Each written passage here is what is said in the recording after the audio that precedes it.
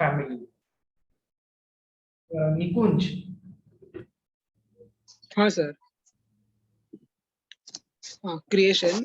Partnership is created by contract and joint in the family is created by operation of law or by status. अपन हमेशा बोलते हैं partnership is the result of an agreement, partnership is the result of an agreement और a contract, ठीक है। जबकि आप Hindu undivided family में आप फैमिली मेंबर बनते हो, आपको स्टेटस के कारण, आपके उस फैमिली में मेंबर होने के कारण आपको को पार्टनर माना जाता है, ठीक है। Second, Effect of members' death. In absence of a contract to contrary, the partnership is dissolved on the death of partner. The death of any member has no effect on the existence of JHF और HUF businesses. देखो जहां तक partnership का सवाल है, यदि partnership deed या partnership agreement या पार्टनरशिप कॉन्ट्रैक्ट में कुछ भी नहीं लिखा हुआ है कि किसी पार्टनर की डेथ पे क्या होगा, तो अपने को ये मान के चलना है कि कोई भी पार्टनर अल्लाह को प्यारा हो गया, भगवान को प्यारा हो गया, तो ये पार्टनरशिप फॉर्म वाइंड अप हो जाएगी, ठीक है, खत्म हो जाएगी। बट यदि कॉन्ट्रैक्ट में, पार्टनरशिप एग्रीमेंट में अदरवाइज लिखा हुआ है कि बाकी के पार्टनर्स मिलके उस फॉर्म को कंटिन्यू करेंगे, तो फिर वो फॉर्म डिसॉल्व नहीं होगी, as simple as that. Whereas in case of HUF, Hindu undivided family या जॉइंट हिंदू फैमिली, कुछ भी बोल लो इसको सर, उसमें यदि किसी, बहुत सारे को पार्टनर्स हैं, यदि किसी को पार्टनर की डेथ हो जाती है तो इससे कोई फर्क नहीं पड़ता है, बाकी के लोग मिलके चला लेंगे, ठीक है, very simple. Next, Management. By all partners are equally entitled to take part in the partnership business. The right of management of joint family business generally vests in the कर्ता. देखो जब तक कि कॉन्ट्रैक्ट में अदरवाइज नहीं लिखा हुआ है, पार्टनरशिप में सारे पार्टनर्स को बिल्कुल एंटाइटल है, वो सभी एक्टिव पार्टनर की तरह काम कर सकते हैं। They are all entitled to take part in the partnership business. Whereas sir यहाँ तो वन मैन खेल है, कर्ता ही सब कुछ करता है, ठीक है, और को पार्टनर्स को बीच में अपनी टांग अड़ाने की इजाजत नहीं है को पार्टनर्स को, ठीक है। यदि अलाउ कर दिया ना तो वो जॉइंट हिंदू फैमिली, हमारी फैमिलीज, इंडियन फैमिलीज किस लिए फेमस है? टांग खिंचाई के लिए फेमस है। मतलब कोई कुछ कर रहा होगा ना तो फैमिली में उसको मोटिवेट करने से ज्यादा, जॉइंट फैमिलीज की बात कर रहा हूँ, उसको मोटिवेट करने से ज्यादा उसकी टांग खींची जाएगी। तो बेचारा करता कुछ काम करना चाहेगा, उससे पहले ही नहीं ऐसे नहीं हो सकता, मैं ये करने नहीं दूंगा, ये ऐसे नहीं होगा, तो वो बेचारा काम ही नहीं कर पाएगा।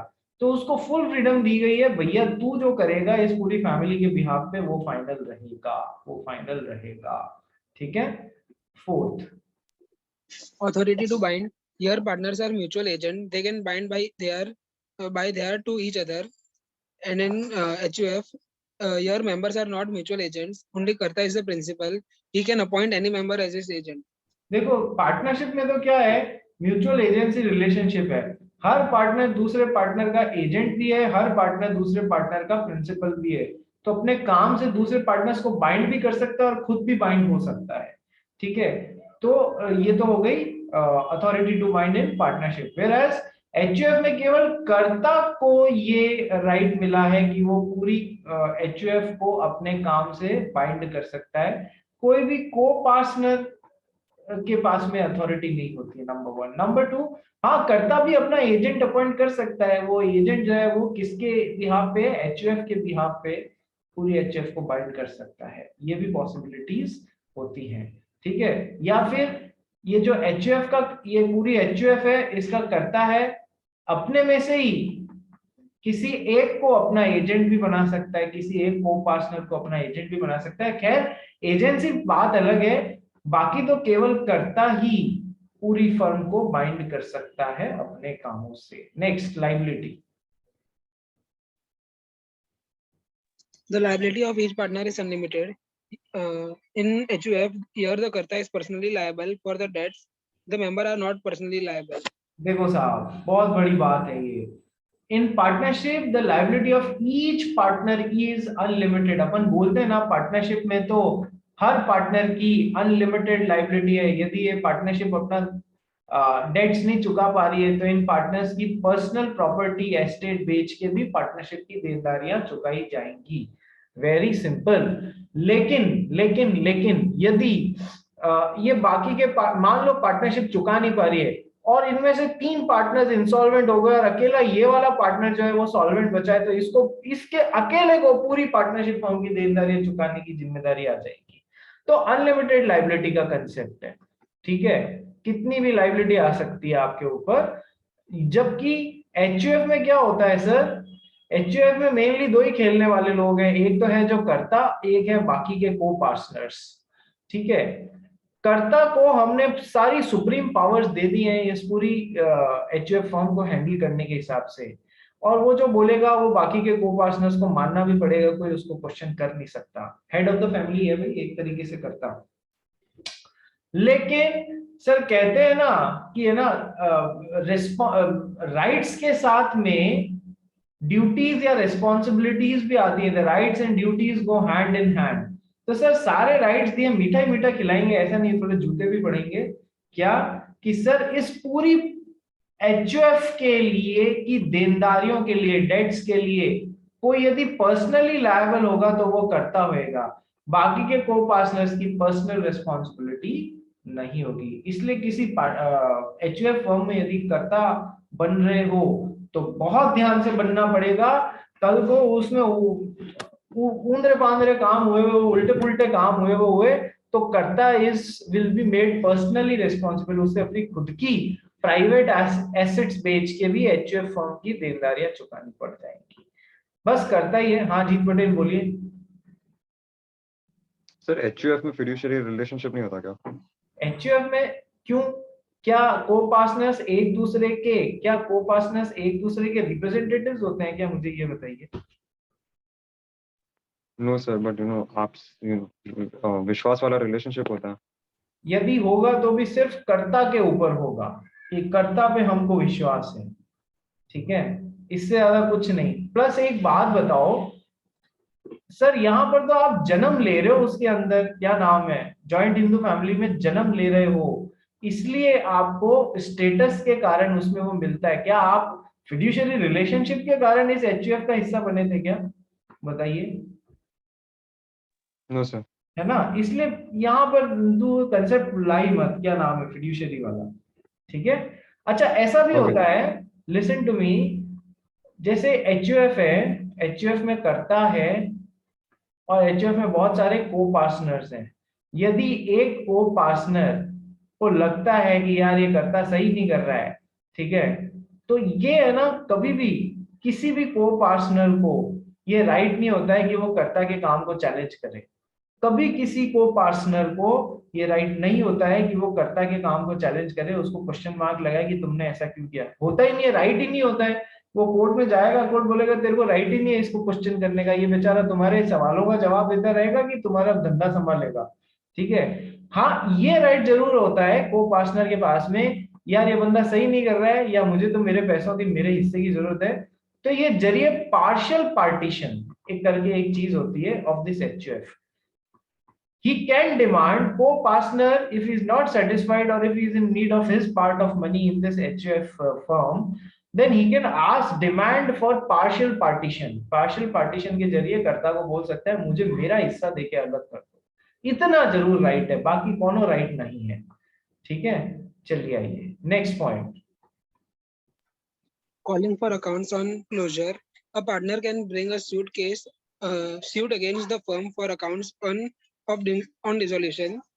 In HUF, on separation of HUF or JUF, a member is not entitled to ask for accounts of the family business. देखो सर कितनी बड़ी बात है, पार्टनर जो होता है ना, पार्टनरशिप चलने के दौरान तो देखो पार्टनर जो होता है, partnership is a fiduciary relationship, ठीक है, आपसी विश्वास वाला रिलेशनशिप है। So a partner can bring a suit against the firm for accounts only on dissolution. Sir चलने के दौरान तो पार्टनरशिप कैसी है, फिड्यूशियरी रिलेशनशिप है, आपसी विश्वास वाला रिलेशनशिप है। आपसी विश्वास वाला रिलेशनशिप का मतलब तो यही है, ये भी ट्रू करेक्ट अकाउंट्स रेंडर करेगा, ये भी ट्रू एंड करेक्ट, सब आपस में एक दूसरे को true and correct accounts render करेंगे। लेकिन यदि इनमें से किसी एक को लगता है यार ये झूठे अकाउंट्स दे रहा है, ये इसको लगता है झूठे दे रहा है, इसको लगता है झूठे दे रहा है, यानी कि इसमें अब फिड्यूशरी वाला विश्वास तो रहा नहीं, आपसी विश्वास वाला रिलेशनशिप तो रहा नहीं। तो ये अकाउंट्स के लिए केस कर सकता है। जब तक पार्टनर है अकाउंट्स मांग सकता है और सामने वाले की भी देने की रिस्पॉन्सिबिलिटी है। लेकिन अकाउंट्स के लिए, फाइनल अकाउंट्स के लिए केस करने की नौबत कब आएगी? जब ये पार्टनरशिप फर्म डिसॉल्व हो रही हो, तभी केस किया जा सकता है पार्टनर के द्वारा पूरी फर्म के ऊपर या बाकी के पार्टनर्स के ऊपर, क्योंकि तब ये साफ हो गया कि अब फिड्यूशियरी रिलेशनशिप अब रहा नहीं है, विश्वास तो रहा नहीं है। जबकि एचयूएफ के केस में क्या होता है, सर तुमको तो separation of HUF और JHUF, a member is not entitled to ask for accounts of the family business। तुम अलग भी हो रहे हो ना, तुमको अकाउंट्स मांगने का कोई अधिकार नहीं मिलेगा। इतनी खतरनाक चीज है, ठीक है। तुम अलग भी हो रहे हो तो भी आपको कर्ता से अकाउंट्स मांगने का अधिकार नहीं है, नहीं है, नहीं है। क्योंकि यहाँ प्योरली बिजनेस नहीं है, यहाँ बिजनेस और फैमिली का गुथा हुआ रूप आ रहा है, इसलिए। ठीक है, गवर्निंग लॉ पढ़ भाई।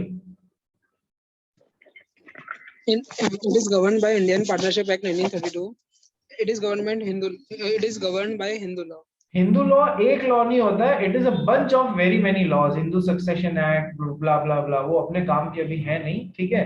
It is governed by Indian partnership act 1932, it is governed by Hindu law, ठीक है। Next, A minor cannot be a partner in the firm but can be admitted only for benefits. In HUF, becomes a member of JHF/HUF by birth or by adoption in the family. देखो directly मत लिखना, मैं तुमको पहले भी बोल रहा हूँ, ऐसा डायरेक्टली कभी मत लिख देना कि minor can become a partner है, minor cannot become a partner. आपको लिखना चाहिए partnership is a contract between the partners and minors are incompetent to make a contract। ऐसा लिख दोगे ना तो भी समझ में आ जाएगा। और फिर लिखना है but a minor can be admitted in an already existing firm only for benefits। पहले से बनी हुई फर्म में ही ऐड किया जा सकता है। जबकि a minor becomes a member of joint Hindu family by birth or by adoption in the family। या तो जन्म से या फिर फैमिली में यदि किसी बच्चे को अडॉप्ट किया गया है, वो भी उस एचयूएफ का हिस्सा माना जाएगा। क्या हुआ, किसको तकलीफ है? क्या अडॉप्शन से झटका लगा किसी को? चलिए next, last 9 point. Continuity. A firm subject to the contract between partners get dissolved by death or insolvency by partners. A JUF or HUF has continuity till it is divided, therefore its status is not affected by the death of member. देखो, a firm subject to the contract between the partners get dissolved by death or insolvency। यदि partnership agreement में कुछ भी नहीं लिखा हुआ है, तो यदि किसी पार्टनर की डेथ हो जाती है या फिर कोई पार्टनर इंसॉल्वेंट हो जाता है, दोनों ही सूरत में पार्टनरशिप फर्म खत्म कर दी जाती है। कॉन्ट्रैक्ट में अदरवाइज लिखा हुआ है कि बाकी के पार्टनर्स मिलके चलाएंगे, तो फिर डेथ या इंसॉल्वेंसी से फर्क नहीं पड़ेगा, ठीक है। ये तो हो गई पहली बात। JUF HUF has continuity till it is divided, therefore its status is not affected by death of member। ये तो हम पहले भी पढ़ चुके हैं। को पार्टनर की डेथ से HUF पे कोई फर्क नहीं पड़ता है टिल द टाइम उसको सभी लोगों ने मिलकर डिवाइड करके खत्म करने का मानस बना लिया हो, तब तक ऐसा नहीं हो, तब तक वो चलती रहेगी।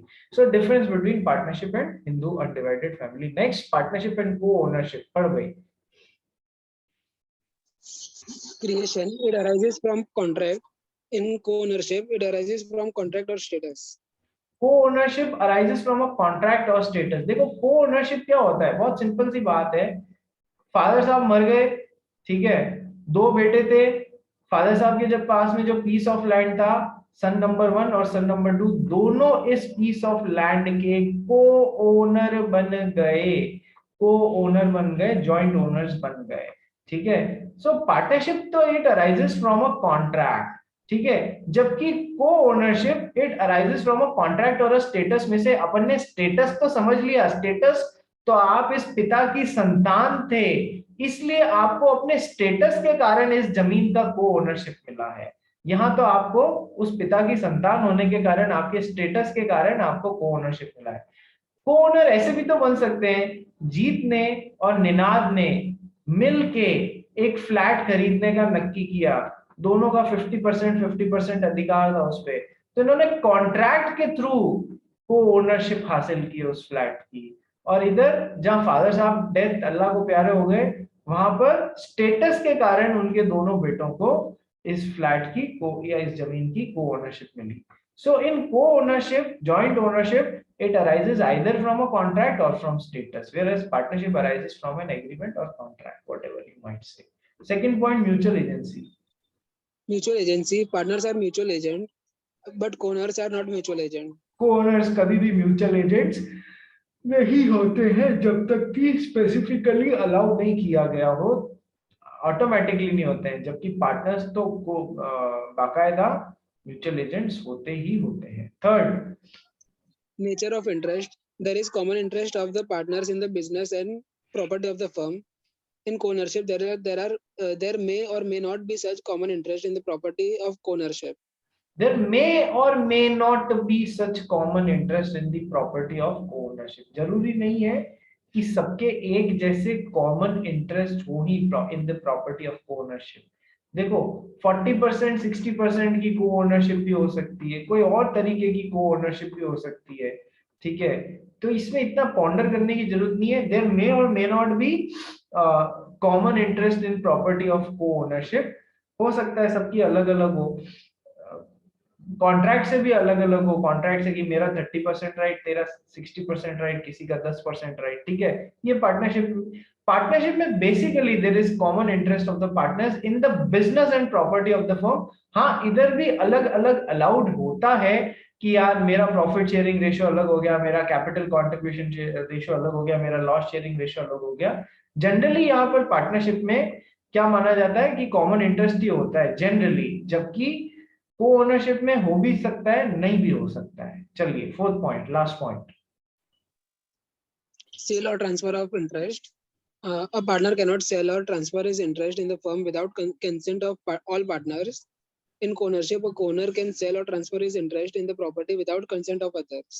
को ओनरशिप में जरूरी नहीं है कि पहले दूसरे वाले की कंसेंट ली ही जाए, ठीक है। ऐसे भी ये आदमी किसी और को अपनी ओनरशिप बेच सकता है, ठीक है, नंबर वन। जबकि पार्टनरशिप में ये बात जो है ये सही तो है लेकिन अधूरी है। A partner cannot sell or transfer his interest in the firm without the consent of all the partners, ठीक है, डन। लेकिन यदि वो बेच देता है तो वो ऐसा कर सकता है, लेकिन जो नए आदमी, जिसको ये ऑलरेडी पार्टनरशिप में 4 जन थे, इसको यदि अपनी हिस्सेदारी किसी को बेचनी है तो बाकी 3 पार्टनर्स की कंसेंट लेनी चाहिए। लेकिन यदि ये बिना लिए भी बेच देता है मिस्टर एक्स को, तो मिस्टर एक्स को ये बेच तो सकता है, लेकिन ऐसा करने से मिस्टर एक्स इस फर्म में पार्टनर की हैसियत कभी नहीं पाएंगे। वो केवल इसके हिस्से की जो भी इनकम थी वो पाने के अधिकारी होंगे। और भी डिटेल अपन देखेंगे कि वो और क्या काम कर सकते हैं, क्या काम नहीं कर सकते हैं। इस पे फुल फ्लेजेड क्वेश्चन आता है और बहुत इंपॉर्टेंट होता है वो क्वेश्चन, ठीक है। तो ये आधा सच है, पूरा सच मैंने आपको भी बताया है, ठीक है। So this is the partnership and co-ownership. Let's come to the partnership and association के बीच में डिफरेंस पढ़ गई। Partnership means and involves relation between two or more persons who are entered in business for earning profit, whereas association is set up for some social cause where there is no necessarily motive to earn profits. Partnership तो sir हमेशा profit कमाने के लिए through a business he setup किया जा सकता है। कोई लंबा संबा दूसरी एक्टिविटीज के लिए नहीं फॉर्म किया जा सकता। उसका तो सोल उद्देश्य ही बिजनेस करना, प्रॉफिट कमाना होता है, ठीक है। हाँ, आपको लंबा संबा करना है, आप सेक्शन 8 कंपनी तक खोल लो, ट्रस्ट खोल लो, सोसाइटी खोल लो, ठीक है। जैसे तुम्हारे कोऑपरेटिव सोसाइटीज खुली हुई होती हैं, उनका उद्देश्य कोई प्रॉफिट मिंटिंग नहीं होता है, ठीक है। बट एसोसिएशन, जो पार्टनरशिप तो purely for business, for earning profits होता है। एसोसिएशन क्या है, कोई सोशल कॉज के लिए, जहां पर ये जरूरी नहीं है कि प्रॉफिट्स ही अर्न किए जाए। कर रहे हो बहुत अच्छी बात है, कोई जरूरी नहीं है कि प्रॉफिट्स अर्न किए ही जाए। बेसिस ऑफ डिफरेंस चालू कर गई। Meaning, partnership means to and involves setting up relation of agency between two or more persons who have entered into a business for gains with the intention to share the profits of the such business. Association evolve out of social cause where there is no necessarily motive to earn and share profits. The intention is not to enter into business for gains. जो ऊपर पड़ा वो ये है कि sir कुछ social cause है उसके लिए आपने एसोसिएशन बना लिया, ठीक है, ऐसा भी हो सकता है। Necessarily no necessarily motive to earn and share profits, हो भी सकता है नहीं भी हो सकता है, ठीक है। Intention is not to enter into business only for gains. देखो बिजनेस के मतलब गेन्स का मोटिव हो भी सकता है नहीं भी हो सकता है, यदि गेन्स का मोटिव है भी तो भी कोई गलत नहीं है, बट यहाँ पर अदरवाइज भी हो सकता है, गेन्स का मोटिव नहीं भी हो तो भी चलेगा। Example partnership to run a business and earn profit thereon, an association member for charitable society or religious association or an improvement scheme or building corporation or mutual insurance society or a trade protection association. किसी particular market में trade association बन गई, उसका trade association का motive ये नहीं है profit कमाना, वो ये देखेगी कि इस ट्रेड एसोसिएशन के जो जो मेंबर है, दुकानदार जो जो मेंबर है उनके हितों की रक्षा करना, ठीक है। जैसे म्यूचुअल इंश्योरेंस सोसाइटी, 100 जने आ गए सेम काम करने वाले, मान लो पूरे शहर के लुहार एक साथ इकट्ठे हो गए, लुहारों में कई बार होता है बिजली के झटके लग जाना, हाथ पैर कट जाना कटिंग करते वक्त, तो वो सब क्या है मंथली बेसिस पे या ईयरली बेसिस पे एक पूल में पैसा डाल देते हैं और जिसको भी हानि होती थी उस पूल से उसका कवर अप कर लिया जाता था, इंश्योरेंस प्रोवाइड करा दिया जाता था हानि होने पे, ठीक है। सो बिल्डिंग कॉर्पोरेशन अभी बताया था आपको, ट्रस्ट सोसाइटी, जैसे कि होता है ना कोऑपरेटिव हाउसिंग सोसाइटी, तो ये सब क्या है एसोसिएशन के एग्जांपल्स है, पार्टनरशिप तो बताने की आपको जरूरत नहीं है। So next we come to the types of partnership, various types of partnership, अलग अलग types of partnership। बेहतर होगा इसको बहुत अच्छे से समझें आप लोग। जनरल पार्टनरशिप, पर्टिकुलर पार्टनरशिप, सब partnership, partnership at will, partnership for a fixed period और अ फिक्स्ड टर्म। ऑर्डर में नहीं होगी, क्या हो सकता है ऑर्डर में नहीं और दूसरे ऑर्डर में पड़े अपन, पर पर्टिकुलर पार्टनरशिप, जनरल पार्टनरशिप, ये तो हो गई है। सब पार्टनरशिप ऐसी वैसे कोई चीज होती नहीं है पर पढ़नी पड़ेगी क्योंकि कंसेप्ट है। Partnership at will, partnership for a fixed term, ये तो हो गई टाइम फ्रेम को लेके, partnership for a fixed term कि कब तक है, 5 साल के लिए वगैरह। Partnership at will, partnership at will का मतलब होता है जब तक सारे पार्टनर्स की स्वीट विल है, इच्छा है, तब तक चलेगी। जब जिस दिन एक भी पार्टनर की इच्छा हो गई नहीं बाबा मेरे को तो नहीं रहना है इस फॉर्म में, उस दिन वो खत्म। जनरल पार्टनरशिप, 4 दोस्त आए कोई भी काम करने के लिए पार्टनरशिप बनाए। पर्टिकुलर पार्टनरशिप, सर जो भी इस पार्टनरशिप में आ रहा है वो इस पर्टिकुलर काम को करने के लिए साथ में आ रहा है, जैसे कि ब्रिज बनाने के लिए, जिस दिन ये ब्रिज बन गया और सारा काम हो गया, ब्रिज से बनाने से लेके वो पर्टिकुलर पार्टनरशिप, काम अचीव हो गया, पार्टनरशिप खत्म, ठीक है। कई बार क्या होता है पर्टिकुलर पार्टनरशिप को हम जनरल पार्टनरशिप में कन्वर्ट कर देते हैं। कैसे? बनी तो थी ब्रिज बनाने के लिए, ब्रिज बनना खत्म होने के बाद में भी हमने अपना पार्टनरशिप धंधा चालू रखा तो हम जनरल पार्टनरशिप में कन्वर्ट होता है। कई बार क्या होता है पार्टनरशिप और फिक्स टर्म होती है, 5 साल के लिए बनाई, लेकिन 5 साल में यार दोस्तों में जो भी इसके पार्टनर्स थे इतना बढ़िया उनमें तालमेल बैठ गया कि उन्होंने उस 5 साल के बाद में भी कंटिन्यू कर ली, तो they have converted partnership for a fixed term into A partnership at will, ठीक है। तो ये सब है kinds of partnership with regard to duration या time frame, partnership at will and partnership for fixed period with regard to extent of business, कोई particular काम करने के लिए या कोई भी काम करने के लिए जनरल पार्टनरशिप। तो सबसे पहले हम चालू करते हैं पर्टिकुलर पार्टनरशिप से, पढ़ भाई। A person may become a partner with another in particular adventure or undertakings.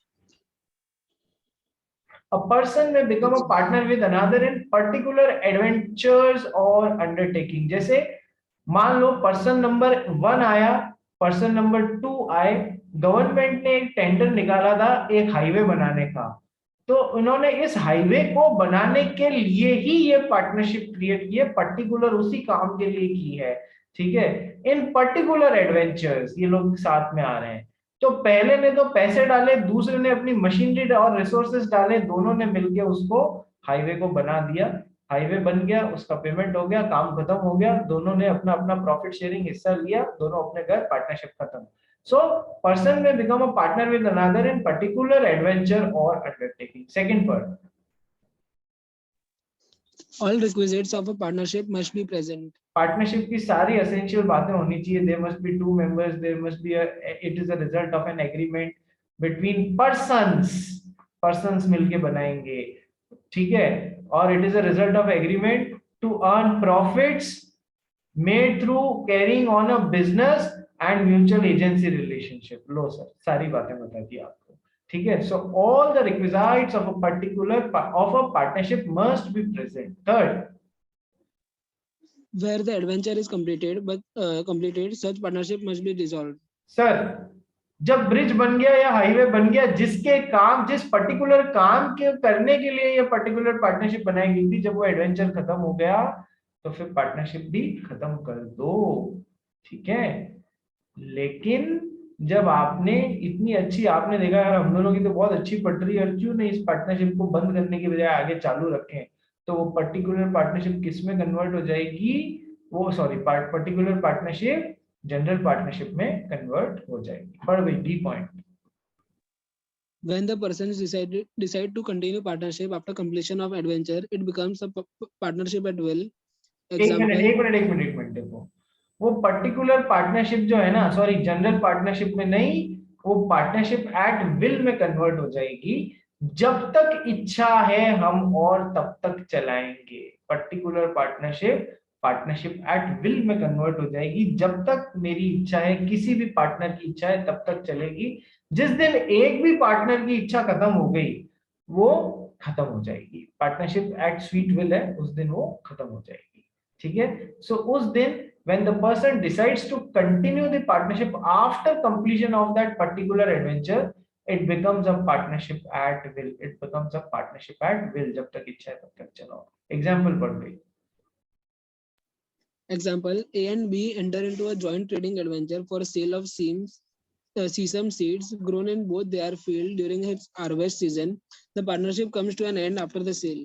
After the sale, केवल जो हमारे दोनों के एक साथ पार्टनरशिप है, साथ में बेचेंगे, ठीक है? साथ में उगाएंगे, साथ में बेचेंगे, साथ में शेयरिंग करेंगे, ठीक है सर? तो जैसे ही वो सारी सेल वेल हुई, खत्म हुई, इनकी पार्टनरशिप भी खत्म हो गई, और फिर भी कंटिन्यू करते हैं तो पार्टनरशिप एट विल में कन्वर्ट हो जाएगी, ठीक है? नेक्स्ट आता है सब पार्टनरशिप। सब पार्टनरशिप जो है ना, ये मैं आपको थोड़ा सा बाद में करने की सलाह दूंगा, थोड़ा सा बाद में करते हैं। अपन ने अभी पर्टिकुलर पार्टनरशिप की है, अब आ जाओ नेक्स्ट पार्ट करते हैं।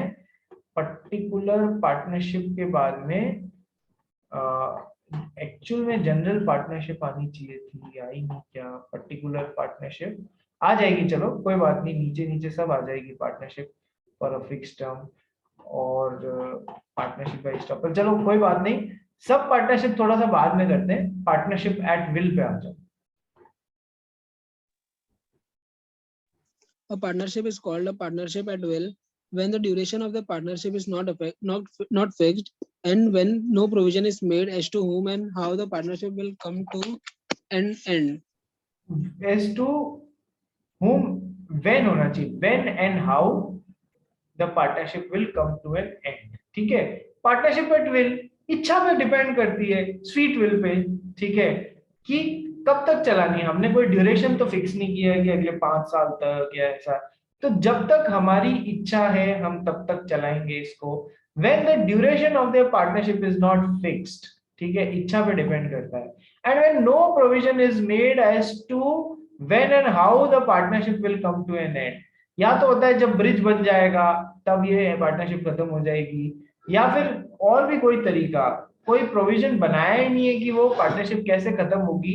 तो सर जब तक इच्छा है तब तक पार्टनर्स चलाएंगे, ठीक है? डिसोल्यूशन, जीत पटेल बोल, क्या हुआ? Sir, in case of particular partnership, do the partners need to confirm the law कि एक पर्टिकुलर पर्पस के लिए पार्टनरशिप बनी है, वरना वो ओरली भी करे तो चलेगा? सर देखो, पार्टनरशिप जो होती है, मैंने आपको सबसे पहले ही दिन बता दिया था कि पार्टनरशिप को रजिस्टर कराना कभी भी कंपलसरी नहीं होता है। तो रजिस्टर्ड पार्टनरशिप्स भी मिलेंगी आपको और नॉन रजिस्टर्ड पार्टनरशिप्स भी मिलेंगी, ठीक है। तो और ये भी बताया था, ओरल एग्रीमेंट से भी पार्टनरशिप बन सकती है और रिटन पार्टनरशिप डीड या पार्टनरशिप एग्रीमेंट से भी पार्टनरशिप्स बनती है। तो सर ओरल जो पार्टनरशिप है या रिटन जो पार्टनरशिप है, उसमें यदि ये मेंशन किया गया है कि पर्टिकुलर इसी काम के लिए ही ये पार्टनरशिप है, तब तो वो पर्टिकुलर पार्टनरशिप हो गई। मेंशन तो करोगे ना, चाहे ओरली चाहे इन राइटिंग, मेंशन तो करना पड़ेगा ना, इस काम के लिए हम बना रहे हैं। यस और नो? यस। ठीक है, तो तेरा सवाल क्या रह गया अब? नहीं सर, सॉल्व हो गया। ठीक है, चलो आगे चलते हैं। Dissolution. It can be dissolved at any time by any of the partners notifying his willingness to do so. If the duration of or the terms of determination of partnership can be implied, it cannot be a partnership at will. देखो, जिस दिन किसी भी bye any of the partners, मान लो एक partnership में 4 partners हैं, एक पार्टनर का मन भर गया, ठीक है, 20 साल से ये लोग साथ काम कर रहे थे, ठीक है, पार्टनरशिप एट विल बनी हुई थी, जब तक इच्छा है तब तक चलाएंगे, एक का मन भर गया, इसने बाकी के पार्टनर्स को नोटिफाई कर दिया कि भैया मेरा अब इस पार्टनरशिप को और कंटिन्यू करने की इच्छा नहीं है, तो भैया अब मान लो 20 साल बाद उस पार्टनरशिप फॉर्म की ऐसी हो रही है, मतलब खत्म होने वाली है, वो डिसॉल्व होने वाली है। So it can be dissolve at any time by any of the partners notifying his willingness to do so, कि भैया अब पार्टनरशिप चलाने की इच्छा नहीं है, खत्म करो इसको। खतरनाक चीज भी है, highest level of fiduciary relationship होता है ये, ठीक है। आगे, if the duration of the terms of determination of partnership can be implied. देखो, एक तो होता है कि खुद एक्सप्रेस वे में पार्टनरशिप में ही लिख देवे या बोल देवे कि ये पार्टनरशिप 5 साल के लिए है, वंडरफुल। यदि वो लिखते नहीं है लेकिन किसी और तरीके से ये इंप्लाई किया जा सकता है कि ये पार्टनरशिप का टाइम ड्यूरेशन क्या होगा, इंप्लाइड मैनर में भी देखा जा सकता है, तो वो कभी भी पार्टनरशिप एट विल नहीं होगी, वो हमेशा partnership for a fix duration ही मानी जाएगी। यानी फिक्स ड्यूरेशन के लिए जरूरी नहीं है एक्सप्रेसली आप बोलो, इंप्लाइडली भी बोल सकते हो, ठीक है, इंप्लाइडली भी बोल सकते हो आप लोग। चलिए, सो पार्टनरशिप एट विल हो गया, पार्टनरशिप एट विल के साथ में एक पार्टनरशिप फॉर अ, बाद में एक partnership for a fix duration हो गया, partnership at will, partnership for a fixed period या फिक्स्ड ड्यूरेशन। पढ़ गई इसको? If it is a partnership and if it is a partnership entered into for a fixed term after the expiry of which it can comes to an end, where when the partners carry on the business even after the expiry of the said period, it is not unlawful, but the partnership is said to be at will. Partnership और fix term क्या होता है? 5 साल के लिए बनाई, ठीक है, 5 साल बाद ऑटोमेटिकली एंड पे आ जाएगी। लेकिन यदि पार्टनर्स की इच्छा है कि यार अपनी तो अच्छी पट रही, काहे को चलते धंधे को लात मारे या अपने को कंटिन्यू करना चाहिए, तो वो 5 साल के बाद में भी उसको कंटिन्यू कर सकते हैं। लेकिन फिर वो partnership for a fixed period या फिक्स्ड टर्म की बजाय वो it will convert into, it will convert itself into partnership at will, ठीक है। when the partners carry on the business even after expiry of said period, ये unlawful नहीं होता है, but the partnership is said to be at will, वो partnership at will में convert हो जाएगी। सभी जने सेम लिंक पे एक बार रिजॉइन करेंगे, टाइम खत्म हो गया और हम आगे टाइप्स ऑफ पार्टनर्स करना चालू करते हैं।